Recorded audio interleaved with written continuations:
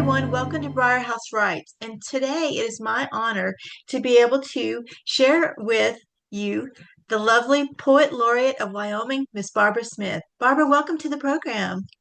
Hi, thank you for having me. Yeah. Well, Barbara, tell us a little bit about yourself. Well, okay, I'm a Westerner, and I realized that over time, but I grew up in a small primarily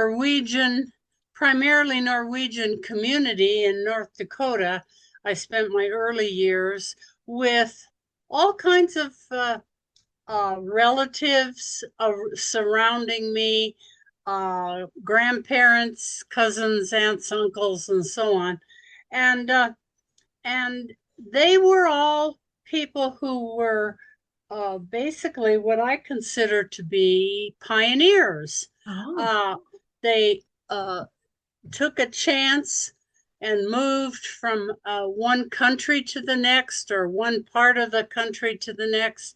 Even my dad's parents, who were not Norwegian, they packed up and moved from the big city of Chicago and ended up out in the West during the Depression. And I grew up hearing all these stories about people who uh, took a chance, who packed up, took off, not knowing where they were going to end up, and starting over and making a life for themselves. And that really kind of stuck with me. And I think it informs some of my writing. It has over time. Um, in retrospect, I realize how much those stories impacted me because I was one of the kids who sat there under the table and listened to everybody's stories. You know, some of the kids were out running around. I was listening to uh, grandparents and uh, people who may not have known I was listening to to you are these sneaky. stories. Yeah. So then we moved to Montana, and I spent my teenage years and college years uh, there. Ended up going to grad school and working, uh, taking a job here in Rock Springs with this new institution back in the 1969, way before most people of you listening to this were born, um, at the community college. And people really didn't know what a community college might end up being. And I thought, well, this is pretty cool. I'll stay here for a couple of years and then I'll go back to civilization in Montana.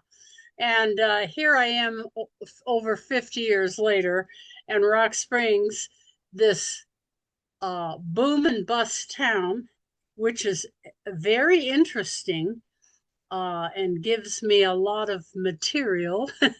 uh, uh, anyway, it's become home, and so I have that part of my life where I was a teacher and started to write with a little bit more seriousness than I had earlier. How did you manage teaching, coordinating a lecture series, Oh and yeah. writing all concurrently? How did you Oh, manage? that was, oh, you don't know half of it. I had five kids at that Oh time. gosh. Yeah, three stepkids came to live with us, and then I had twins on my third wedding anniversary. So I'm Wow. shocked. I'm absolutely shock proof because I went from happy and single to being the parent and step parent of five kids with a husband who worked various shift work. And I had a full time job at the college, which was a pretty much of a challenge. So, how did I write my poetry? There's a lot of. I always ask writers when I go to these conferences and so on, uh, "What's your writing schedule, or how do you write, and how do you do this?" And I've found I hate to be sexist, but I found that the men quite often have a set routine. You know, they get up, they jog, they have their coffee. Someone takes care of all of their needs and they write until lunchtime or something like that, you know, and then they have a leisurely break. Women writers tend to write in all kinds of different ways, and I've gotten a real kick out of some of the people who say, "Oh, I write in bed," or "Oh, I write here," or "I write there." But as for me, I I haven't been writing over time so much to a schedule. To you know, I sit down at 8 o'clock in the morning and do my writing. I don't live like that. I never have. I Hmm. have uh, varying different needs. You know, when you have 75 freshman English papers to read, you're not going to be leisurely perusing a idea for a poem. Hmm. But what I found is that quite oftentimes when I had an idea, I just had to shove everything to the side and get it down. And then when I had a chance to come back to it, and it might be 10 years later, but I had this idea. And so I'm sort of a scattered, I write when I have an idea, or when some image just hits me, you know. And I've talked to, in fact, the other day I was talking to a high school English class, an online high school English class, and I talked to them about how sometimes an image or an idea or a line someone said sticks with me, and I just file it back in the back of my head somewhere, and it comes back uh, in some real surprising, unexpected ways sometimes. I know I have a poem when something starts to surprise me, or I connect, or the uh, what um, the Smithsonian called the spark came, and there's a lot of my ideas that just lay there on the page and, you know, flop around like an old fish. But sometimes things connect and things happen, and Do you and ever that have a particular type of form that you write in? Like, do you, yeah, like with poetry, there's so many different forms. What's your yeah. favorite one to write in? Well, I have taken various different workshops with different people and have written different types of poems. And the free verse, uh, you know, kind of loose association, uh, is for me the only way that I ever actually get anything worth anything. You know, I can clump along in a particular form, and it's kind of fun to do. And but that's not really what really strikes me is when I do a lot of poems that I kind of think are more narrative. I have a story or an image, and it connects and it pops. And I can give you an example or two of these things. But you wanted to know uh, what uh, what what really led me to doing quite a bit of writing. And I'll tell you what happened is it didn't happen uh, to me, but it happened to the whole community in that we in Rock Springs, Wyoming, a little small town, back in the day when I was newlywed and having babies and so on, we experienced a huge boom Hmm. where there were hundreds and hundreds of people moving in here to this sleepy little town. that I always thought of as, like the last picture show. I thought, oh, I'll teach here for a couple of years. It's just this small little quiet town where I'd never be considered a, a local person. Anyway, the boom hit, and there were thousands of people who came here. And what happened to the community is even the people here were totally displaced Oh. because their town didn't exist anymore. It was just totally blown apart.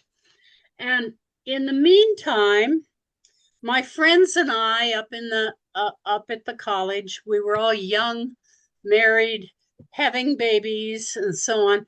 We most of us grew up in those communities where we had a lot of grandparents, aunts, and uncles, and support system.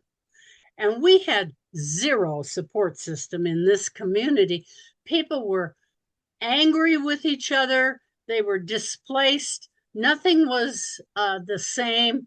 And there wasn't anything you could do about it because the powers that be all existed somewhere else. And that's what a boom town usually ends up being. It was a very interesting place.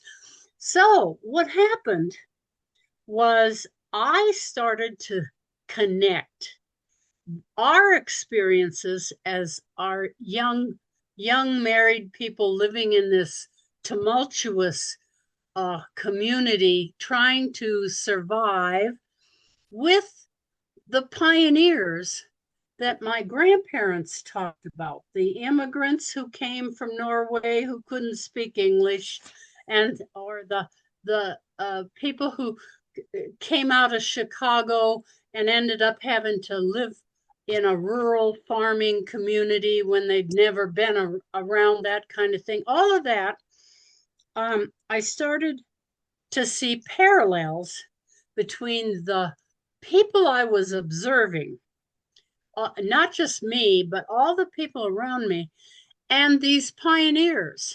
Oh. And so many of my early poems in my book, I have several sections in this book, and the first section is called. Let's see if I can remember what the But your heck book is called Putting a Name on It?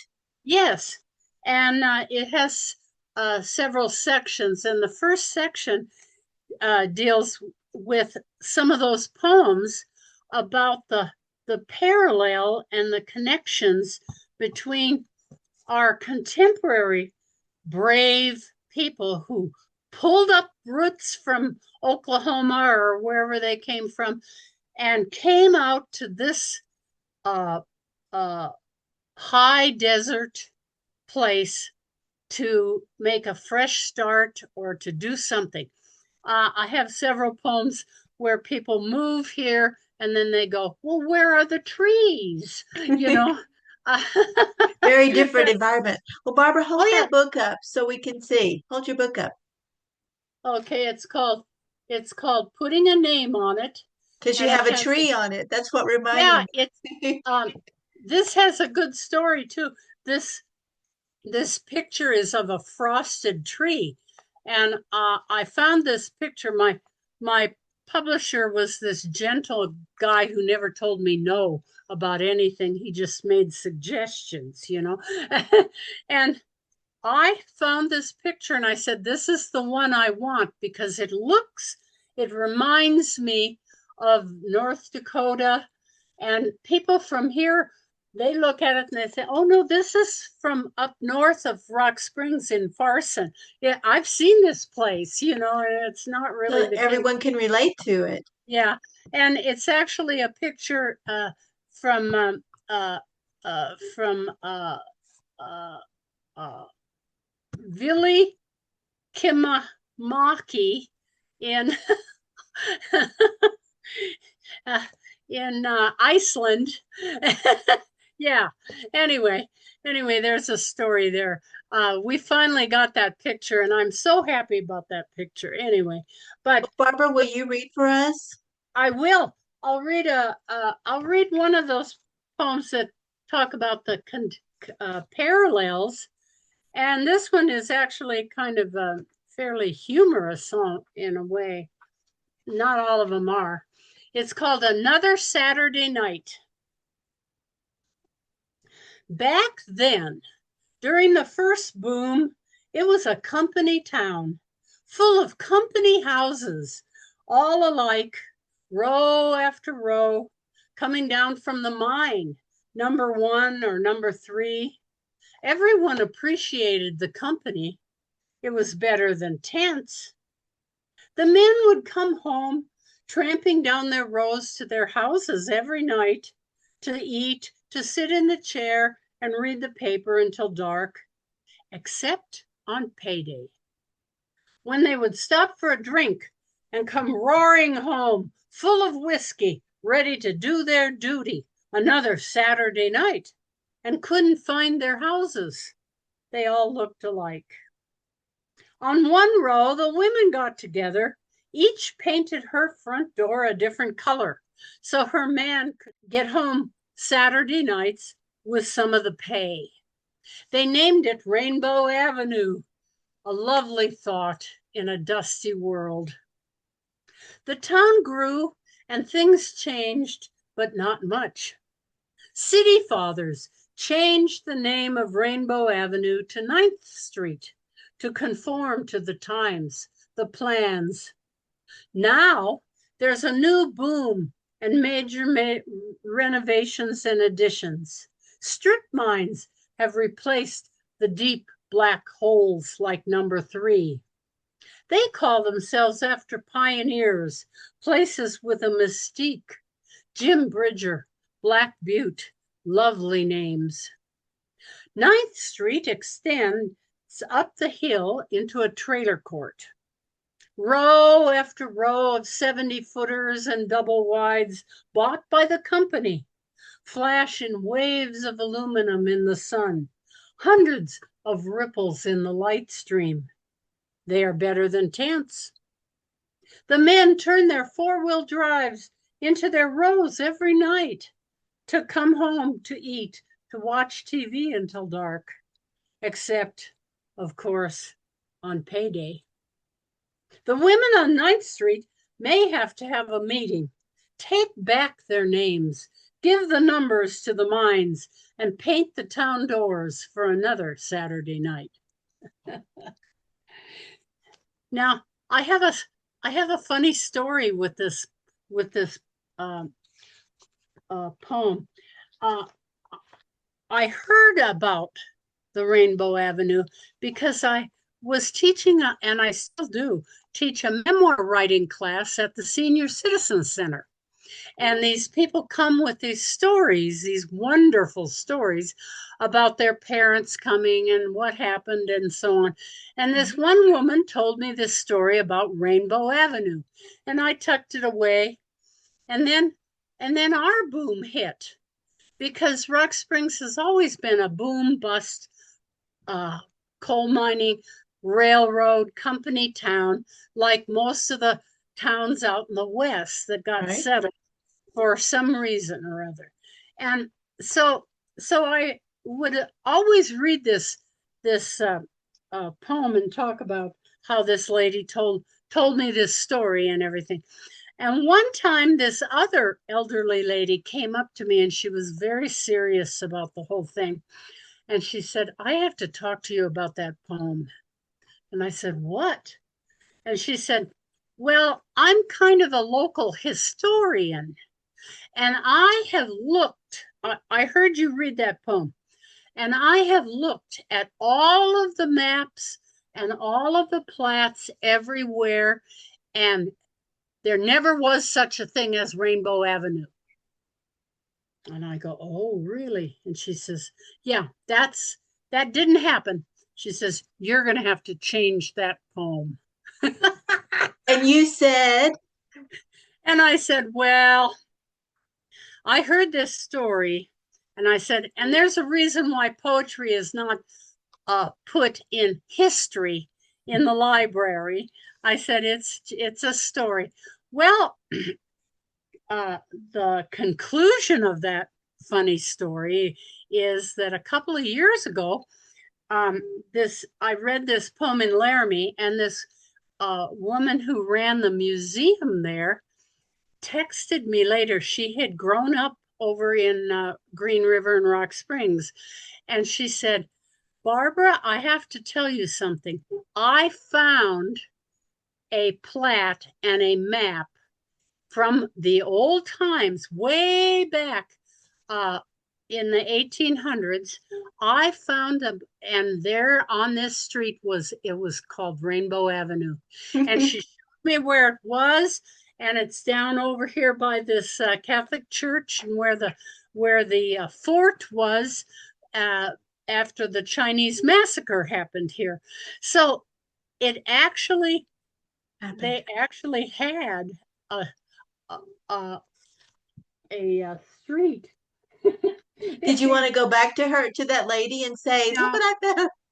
yeah, I would have, but she had passed away. She was an Oh, older woman, and I thought, oh, I'm so glad that I haven't lied to the public, about this well, you're this. using your poetic license, but you are not a realtor, so how would you even know? So, I know, it was funny, well, but Barbara, how about reading some more to us? okay, and let's see, let's see here.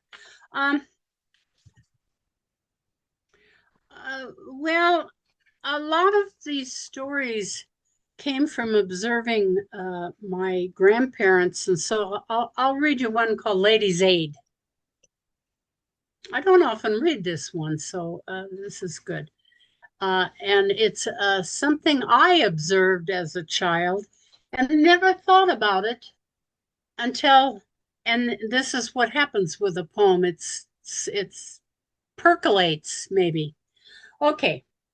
We drove down the lane in that farm car, singing with grasshoppers, to a cool church basement afternoon. The talk and laughter of women, the smell of cooked coffee. Suddenly, she turned into an unfamiliar place on the way, a weed grown approach, a narrow 2-story farmhouse, unpainted, weathered, the color of trout. Jaw set, she pulled down her girdle, mounted the steps, and brought forth a woman in shadows and silence, untying her apron. Her man came carrying a pitchfork. Where the hell you think you're going? Grandma stood straight before him. I'm taking her with me to the Ladies' Aid. Let us by. I watched from the window. His wife looked at the dirt, slight and hesitant, next to substance in the face of fury. Grandma held her hand. But for the working of insects, there was silence. Damn nonsense, he said, but he moved out of their way. We circled the yard, drove on, with the sound like the gathering of bees in the back seat. It really sounds like the people in your stories are incredible. The Yeah, the depth of their characters. yeah, yeah. And this one, um, it turned into a poem when I started to connect with the insects because in these cars there it was full of grasshoppers and everything. I was terrified as a child about these great big nasty sticky grasshoppers for some Oh, reason. Like I couldn't I'm bigger than they are, but it still scared me because they fly around so well. But when I connected those, that's when I think it made the leap. Uh, hmm. and so there we go. We have a lot of fires going on in California and Wyoming. Wyoming had huge fires. And uh, uh, these are things we don't have any control over. Mm. And so I wrote a poem that actually has 3 parts to it called Above Fires, called Smoke Signals. And so I kind of like this poem right now, so I'll read it. It's called Smoke Signal. Squinting against the setting sun, we see a single wisp rising straight out of the dark pines. Is that smoke or a mirage reflecting off still water? Rounding the curve and down the hill, fire trucks roar past, lights flashing. Yes, smoke fills the valley, burns our eyes that fast. We can't see across the lake where we have been. Fire has found the mountain. A bullhorn blares from a truck. You're safe. Don't worry. Smoke tells another story. I walk through the house, filled with the years we spent there. If we must flee, what would I take? What would I leave for the fire? Last summer, on another mountain, two old lovers sat on their porch, watching a plume of smoke drifting across the dry California valley. Assured by firemen it was too far away to harm them. By nightfall, they would flee, fire leaping across their path on the red, hot winds, their cats hiding who knows where in the peach orchard. Later, they breached the barricades before it was safe, not to fight the fire, not to stop the barn from burning or the grove from scorching, but to search for cats, eyes glittering through the haze, surviving.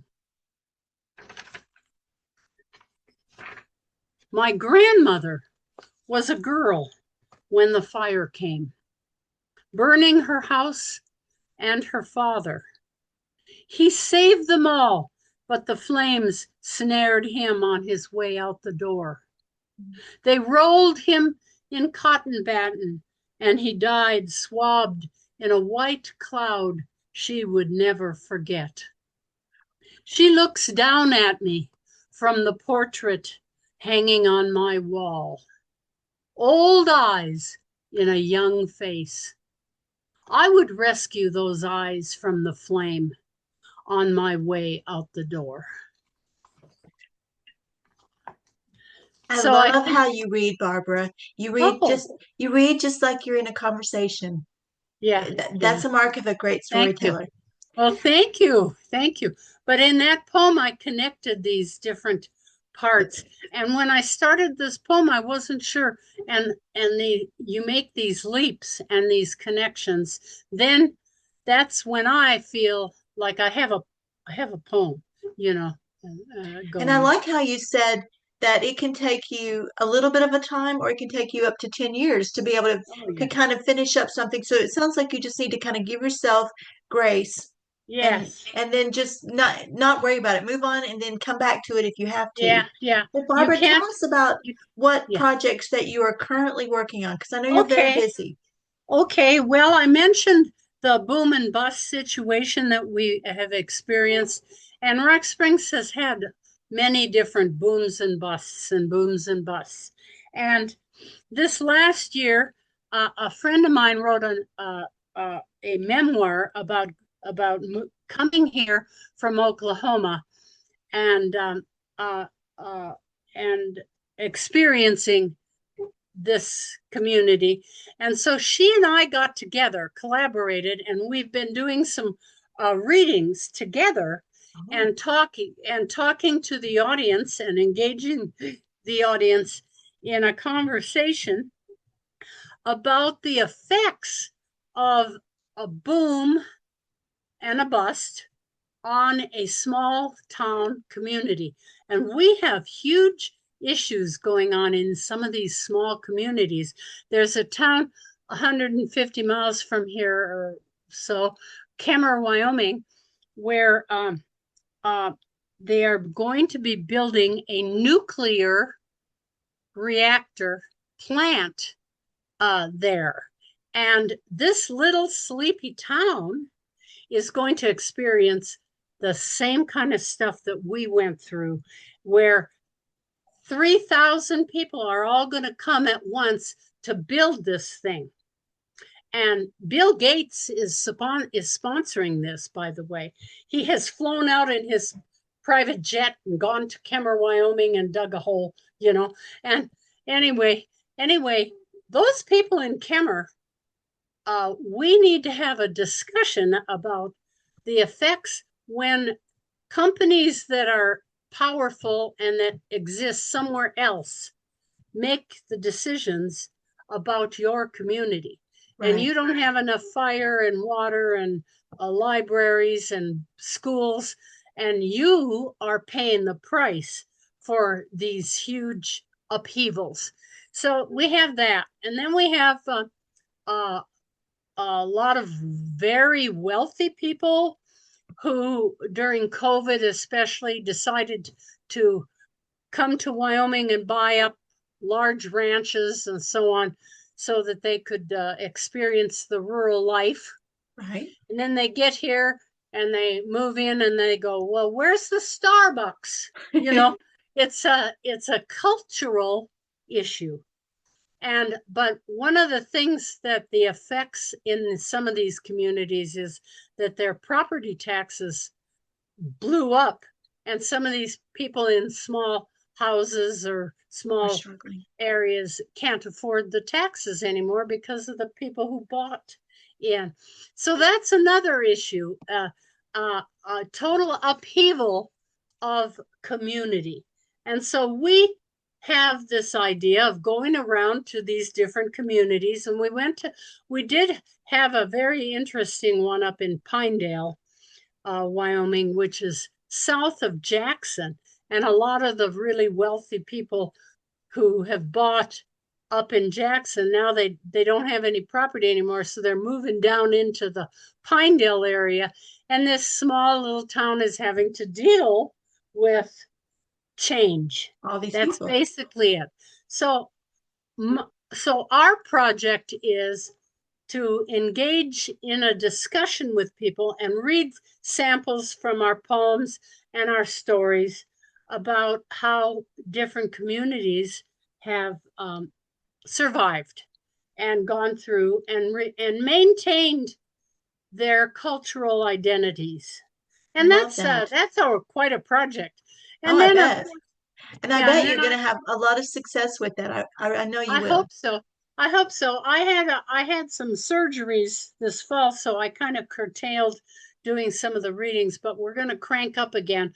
And I go to the to Cheyenne and read at the legislature, and I go and judge poetry contests, and I have uh, uh, met, especially in Zoom classes for these online high schools and so on that seem to be quite popular. And I've met with poetry classes. That's always been fun.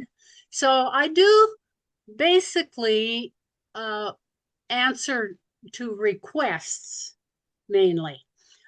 This is a voluntary kind of just a voluntary position.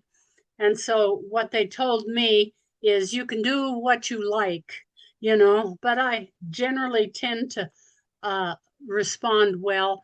I'm going up to the Brinton Museum in Sheridan when they're doing this big exhibit on Wyoming artists, women artists. I'm not sure exactly because I haven't seen it yet, but it's a big exhibit of all these different women artists.